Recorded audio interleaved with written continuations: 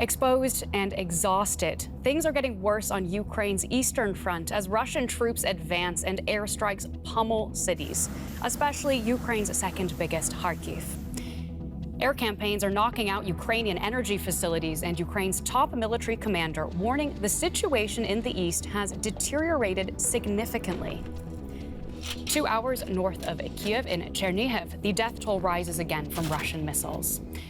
Ukraine is calling for more help from the West, more aid from the United States, and better protection. As Russia intensifies its airstrikes campaign, we're asking how to strengthen Ukraine's air defenses.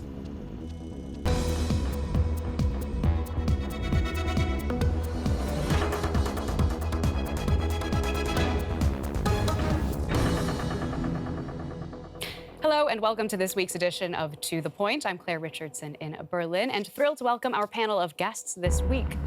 We have Yuliya Bidenko, a visiting researcher at the Free University Berlin and associate professor at Kharkiv National University. Alexander Sorg, a fellow at the Center for International Security at the Hertie School in Berlin. And military expert Wolfgang Richter joining us today from Vienna. A very warm welcome to you all. Thank you for taking the time. Yuliya, let's begin with you. Your home city is Kharkiv. I understand you even still have family who are living there. Can you tell us a little bit what the situation is like at the moment? Yeah, I have not only a family, I'm still working at the university and we are teaching online.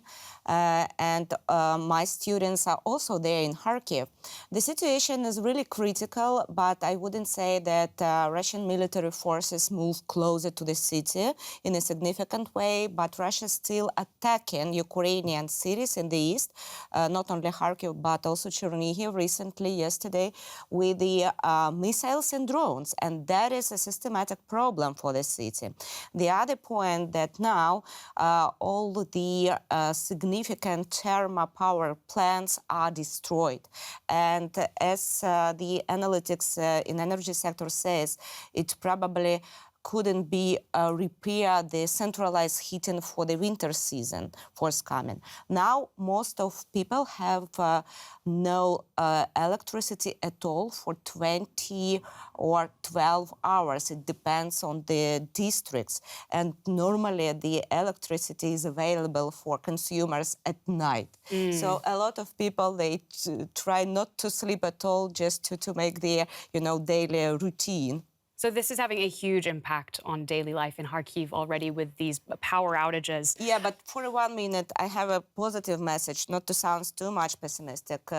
Due to Russia attacked already Kharkiv in 2022 and 2023, there are a lot of businesses which is still functioning, a lot of critical infrastructure like hospitals, like other services which are working in kind of a extremal but normal way. So city is still living.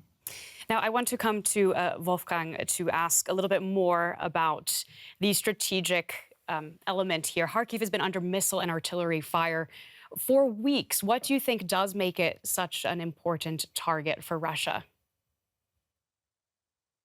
First of all, the Russians want to destroy the energy supply in Ukraine.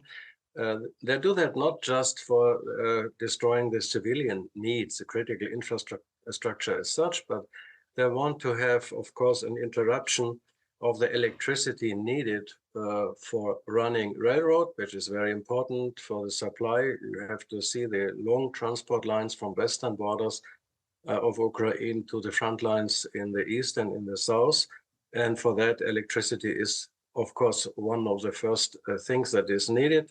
And second, for the armaments. I mean, Zelenskyy has proposed and ordered also to increase Ukrainian armament industries again. And they are relying on energy supply. And if that is interrupted, this plan cannot be fulfilled. And Alex, what kind of impact do you think these attacks have on the civilian population and infrastructure in Kharkiv? Well, I think the situation is quite dire, and I would also build on what Wolfgang just said, that the problem is, of course, that now that the Ukrainians don't have enough ammunition for their air defense systems, the problem, of course, is that they have to choose what do they want to defend. And if the Russians are hitting the energy infrastructure, the problem is it's sort of a vicious cycle. The energy infrastructure is being destroyed. They can't produce the arms that they need. And with that, of course, they can't push back the Russians. And if the Russians are not pushed back, the attacks will only increase. So this is really the problem here. So it pushes them into a place where they're having to make very difficult decisions about what to prioritize.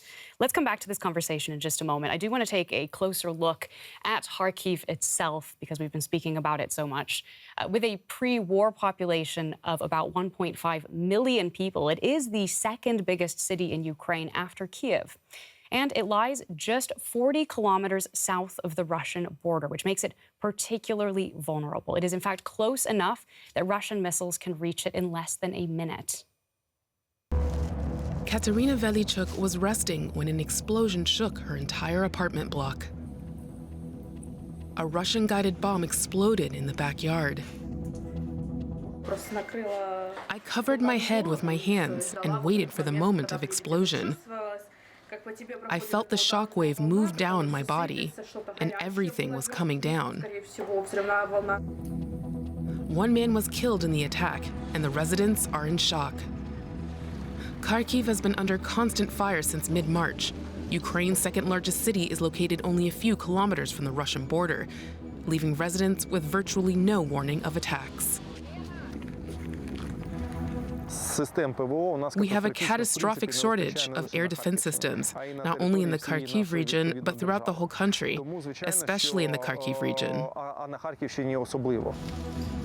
The Russian army has been targeting Kharkiv's vital infrastructure in particular, like power plants.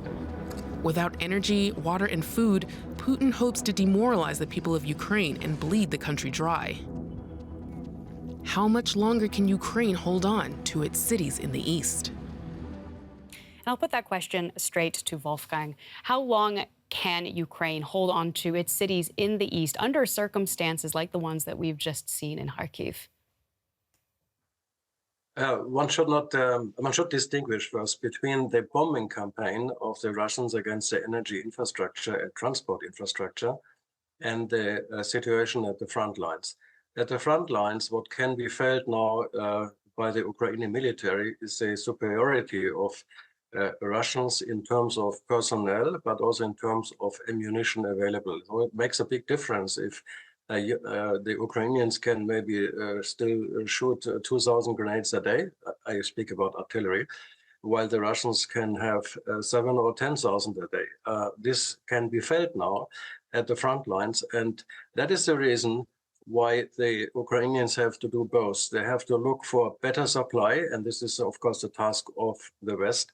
And second, they have to look at more personnel at the front lines. They are running short of personnel. That means they have to shorten the front lines, and they cannot fight at a high cost for every village. So probably they have to give up here and there some villages to flatten the front lines and to save personnel. One should not believe again in the rhetoric that there's a possibility to regain full territorial control of the whole of Ukraine. I think this is not realistic anymore. So Ukraine lacking in multiple areas, and I do want to return to the issue of personnel shortly. But first, Yuliya, looking at that report we just saw, it must be difficult to watch having students and family there. As we've seen, Russia carrying out these huge attacks on Russian energy facilities. Can you tell us more about how people are experiencing these in Ukraine and how dangerous of a development it is? Yeah, really, it was a heartbreaking video for me because it was my neighborhood. Some buildings which are destroyed, they are just residential ones, less than 1 kilometer from my own apartment there. But I wanted to probably a little bit react what Wolfgang said, because of course there is no sometimes point to fight for every village, but Kharkiv is second largest city of Ukraine, and now even despite the war toll, it is more than 1,300,000 of people there. Moreover, more than hundreds of thousands of people who are internally displaced. People are living there and they displaced within the region. About an hour ago, Kharkiv Mayor Igor Chernihiv said that they are not going to evacuate anyone from Kharkiv forcibly. And also, I bought tickets for my mom who is visiting her relatives in Kyiv, and the trains are running and there are still seats available to buy. So yeah, the city tries to live normally, but to be realistic, I have a bad forecast if Russia will continue to terrorize people with these massive attacks. They mostly launch it during the nights and early mornings, and civilians are not ready for this. And actually, I will agree to all other guests about the gap in which Ukraine is now, because we definitely need to renew some manpower on the front line. And from another point of view, people are running out of ammunition. And that is a very bad effect on Ukrainian society, because even those who were thinking to, let's say, join Ukrainian army at this point, they feel themselves less protected than a year before, when it was reported that a new, let's say, delivery from Western allies arrived to Ukraine, and there were some successful operation on the front line. And they're also going into a situation where Alex, we heard the commander-in-chief, these remarkable comments that he's saying that the Eastern Front has significantly deteriorated the situation there. What does that look like in practical terms? Well, I think the situation is quite dire, but to maybe not depress the viewers too much, let me start with a positive note here. And that is that it's still a very costly war for Russia. Russia is losing in all of these battles, in the battle for Avdiivka and so on. They're losing thousands of soldiers. They're losing armored vehicles. So this is still the case. The problem, of course, is, as Wolfgang has pointed out before, in terms of artillery, Ukraine is outgunned 1-5. It might be 1-10 in the coming weeks. Personnel, at some areas on the front line, it's 1-7, right? So this is really a dire situation. But, and now ending with a positive note as well, we can change this. We have seen time and again, if we arm Ukraine, if we give it the weapons it needs, it can sustain the fight against Russia. And so to put it simply, if Ukraine is losing, we are not doing enough. Let's pick up on the personnel issue, since it seems to come up repeatedly. Wolfgang, we know that Ukraine has now lowered the minimum age for military conscription from 27 to 25 in order to replenish troops. How helpful do you think these new recruits will be to Ukraine's cause? Yeah, Kiev's new law came late, I have to say, after heavy discussion, lengthy discussion in the parliament. Whether it has the effect that was wished for is questionable for the following reasons. Theoretically, it could address 400 to 500,000 people in the age, but these numbers, of course, would be sufficient to compensate for the Ukrainian losses and personnel shortage and relief soldiers at the front lines who are therefore exhausted, of course, after 2 years of war. However, I think these figures are far from reality, and it takes a lot of time to implement that law, because people have, the recruiting system has to be organized, the people have to be found, and then they have to be trained. They should not be sent to the front lines too early. So the families will still wait until the exhausted soldiers would be able to be rotated. There's a lot of reasons which we can discuss, of course, why I feel that these figures are unrealistic. Maybe because a lot of people try to evade. I know that the new law is now increasing the punishment for those who want to evade service, but maybe a lot of people are out of reach, in particular those who are residing in EU countries. So with that caveat, there is still the outcome, which would then, after some months, enable the Ukrainian forces to fill the gaps and to rotate and to relieve soldiers that are exhausted. And as you hint at, this has been a controversial law. Yuliya, can you tell us a little bit what you're hearing from Ukraine about how it has divided society? Yeah, it's really kind of problematic question because, as to me, as a political scientist, these issues weren't communicate enough from political elites in Ukraine. For example, Mr. Zelenskyy, president of Ukraine, he didn't even mention this new legislation during his, let's say, everyday video appeal to nations. So he wants to be distanced from these processes because he is a politician.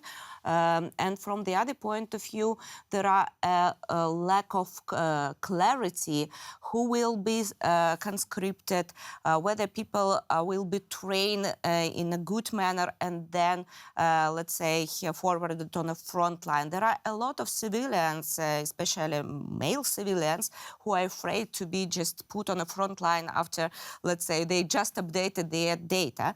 And I would say that I can see some positive norms in this legislation because it gets more clarity there.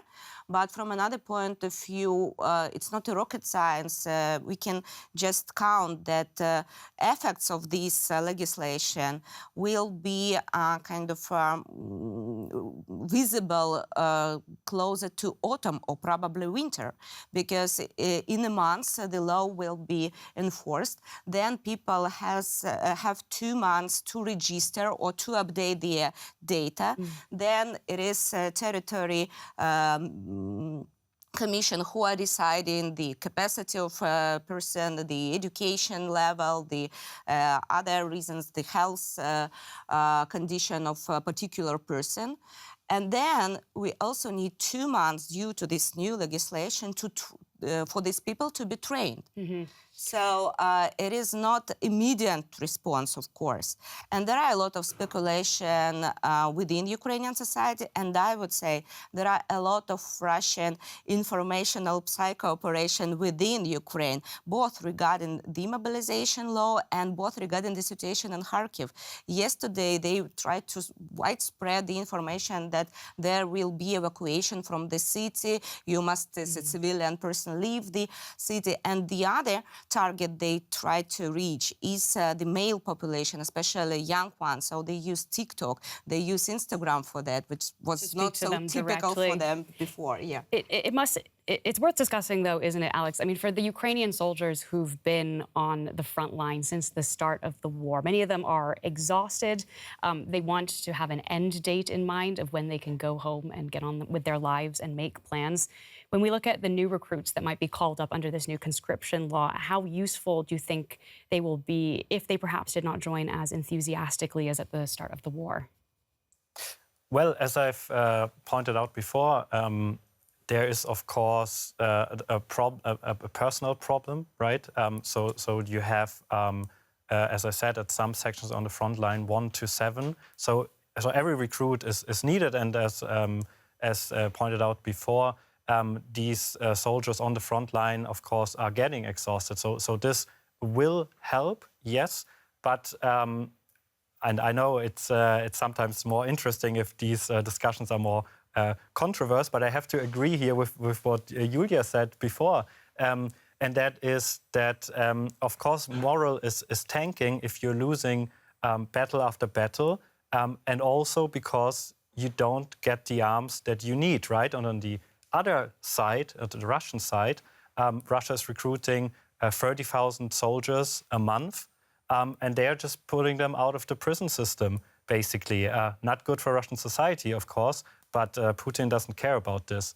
So I think it's a complicated situation, but again, also depending on the arms that we deliver to Ukraine. So let's speak a little bit more about the defense that Ukraine needs. Of course, Kyiv was paying attention when we saw Iran launch a retaliatory attack on Israel. And Ukraine saw an international effort coming together very quickly to down hundreds of drones and missiles and prevent more serious damage from taking place. And it also saw that even without this kind of foreign help, Israel's Iron Dome air defense system in action. So after seeing that response, President Zelenskyy was very quick to point out that Ukraine should also be afforded that kind of protection. The whole world sees what real defense is and that it is possible. And the whole world has seen that Israel is not alone in its defense and is also supported by its allies. And when Ukraine says that its allies should not turn a blind eye to Russian missiles and drones, it means that they must act and act forcefully. Yuliya, does Ukraine see it as hypocritical that the West was so quick to come to Israel's defense while Ukraine remains vulnerable to Russian attacks? Well, the very rapid reaction among Ukrainian, let's say, opinion makers was kind of disappointment by these double standards, as they called it in social networks, because we were said that NATO cannot interrupt in any conflict outside NATO. But from the other point of view, Israel is also not a NATO member. Of course, there is kind of disappointment, but I would say Ukrainian society is not so easy to manipulate with this information, and there were a lot of voices saying, let's compare our enemies and those who are attacking. Ukrainians pretty clearly understanding that we are fighting with kind of one of the largest superpower in the world. And of course, the pre-established attitudes here in Germany, for example, or in the West towards Russia also playing a bad role here. And of course, the third factor is that we having elections, and United States domestic policy is not playing in favor for Ukraine, but still it's a huge task for our cultural expert and official diplomacy not to, let's say, give up and just try to convince our partners that the war is still going on, and it is we are not losing that much as sometimes Russia tried to portray it in the West. And some commitments are still in force, and they are needed to Ukrainian citizens and to Ukraine in general. To be fulfilled. Wolfgang, what kind of air defense systems would be best suited to the Ukrainian case here? And what is the best case scenario in which we could see those actually delivered? Yeah, so both cases are, Iran and Ukraine are not comparable, of course. And if people speak about Iron Dome, then Ukraine would need many Iron Domes, because the Iron Dome is a local or at best a sub-regional protection for a relatively small area. Here we have seen an attack from Iran towards Israel with 300 means like drones, ballistic missiles, cruise missiles, etc., over a long range. That means starting in the Gulf, where a lot of American troops are, and the whole thing came after a clear warning by the Iranian side. So this is the biggest difference. Of course, Iran is not, or not yet, as many believe, a nuclear power. And there is a Western unity straight from Poland to the US via Germany, France, etc., that NATO states will not become members or parties to the conflict in Ukraine. However, what can be done? Ukraine has a much bigger territory, needs many more air defense systems. And I might say here that the Germans delivered a lot of air defense systems, maybe not enough to cover the whole territory, but much more than many other states. In particular, from the Gepard system to Patriot. Germany just now delivered a third one, or is going to deliver a third Patriot system to Ukraine, Skynex, Iris-T, SLM, etc., etc. So they do a lot, and sometimes at the cost of their own substance. That means of the holdings in the armed forces. So one has to be careful on that. What is being felt now is the gap that the US has left since November last year because of the blockade by, I have to say, a minority of Republicans, but very powerful minority, so that the big package of $61 billion that should be sent to the Ukrainians could not be delivered. This is a gap the Europeans will not be able to compensate so quickly because it takes a long time to change industries, armament industries and ammunition production, etc., from peacetime routine to a war production. Let's get some final thoughts from Alex in just a few words, picking up on what Wolfgang has said. What is the outlook for Ukraine and support from its Western allies like the US? Well, I'm very hopeful, although it's not set, that the aid package will be decided on and will pass on Saturday. Then the outlook will be much brighter. And apart from that, I hope that the pledges that have been promised to Ukraine will just be delivered. And if that's the case, we look into a better future. And if you're watching this, you may already even know whether that has happened or not, depending on what day you are watching. That's all we have time for. Thank you so much to Yuliya, Alex, and Wolfgang for their time. And thank you for watching. If you liked the show, let us know in the comments. We'd love to hear from you.